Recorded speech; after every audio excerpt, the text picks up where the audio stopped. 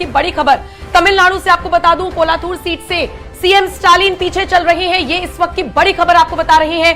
Ballot paper की गिनती में सीएम स्टालिन पीछे, यानी कि तमिलनाडु में भी कुछ ना कुछ खेला होने जा रहा है। और देखिए, तमिलनाडु की राजनीति बड़ी इंटरेस्टिंग है।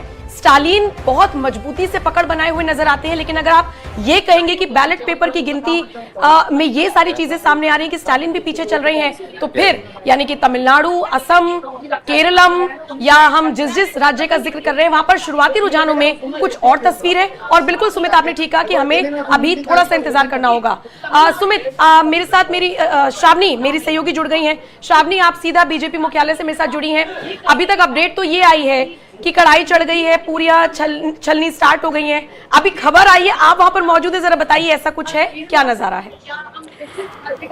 बिल्कुल नम्रता, क्योंकि तैयारियां शुरुआत से हमने देखी है कि हर एक पार्टी ने मैदानी स्तर पर किस तरीके से काम किया है। पश्चिम बंगाल की बात कर ले, तमिलनाडु की बात कर ले, केरलम की बात कर ले, पुडुचेरी की बात कर ले, हर एक पार्टी ने अपनी अपनी तैयारी की थी और आज नतीजों का दिन है और सभी की निगाहें टिकी हुई है।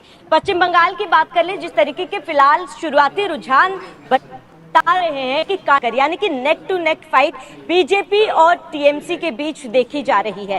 हालांकि बीजेपी अपनी जीत का दावा कर रही है, ममता बनर्जी अपनी जीत का दावा कर रही है। काफी शुरुआती रुझान है, आंकड़ों में कई तब्दीलें हम देखेंगे समय के साथ, लेकिन ये देखना महत्वपूर्ण होगा कि ज्यादातर जो एग्जिट पोल है क्या वो एग्जैक्ट पोल में तब्दील होते, क्योंकि आपने यहाँ पे पूरियां तलने की जिक्र किया है, आपने यहाँ पे लड्डू बंटने का भी जिक्र किया है। जाहिर सी बात है, बीजेपी का ये कोर एजेंडा रहा है कि वो जमीनी स्तर पे शुरुआत करती है। जीत की दावा तो करती है बीजेपी, लेकिन जीत की तैयारी भी उतनी ही बीजेपी जो है शान से करती है। बीजेपी मुख्यालय की बात कर ले, फिलहाल क्योंकि शुरुआती रुझान है तो वो उत्साह फिलहाल नहीं देखा जा सकता, लेकिन तैयारियां पूरी है। और अगर पश्चिम बंगाल की बात कर ले, पश्चिम बंगाल से भी कुछ तस्वीरें सामने आई थी नम्रता, और ये भी कहा जा रहा था कि जो मेन मिठाई की मार्केट है वहां से लड्डू और मिठाइयां गायब हो चुकी है, लेकिन टीएमसी ने वो खरीदी है या फिर बीजेपी ने, ये अभी तक नहीं कहा गया है। वहीं केरलम की बात कर ले तो केरलम में फिलहाल यूडीएफ जो है वो तेजी से आगे बढ़ रही है। हालांकि कहा यह जा रहा है कि इस बार बड़ा बदलाव हो सकता है। अगर वहां पर जमीनी स्तर की बात करें, लोगों को इस बार बदलाव चाहिए। बैलेट पेपर की गिनती जारी है और इसके साथ ही ईवीएम की गिनती शुरू हो जाएगी। बैलेट पेपर की बात करें तो यूडीएफ पर जनता भरोसा दिखा रही है।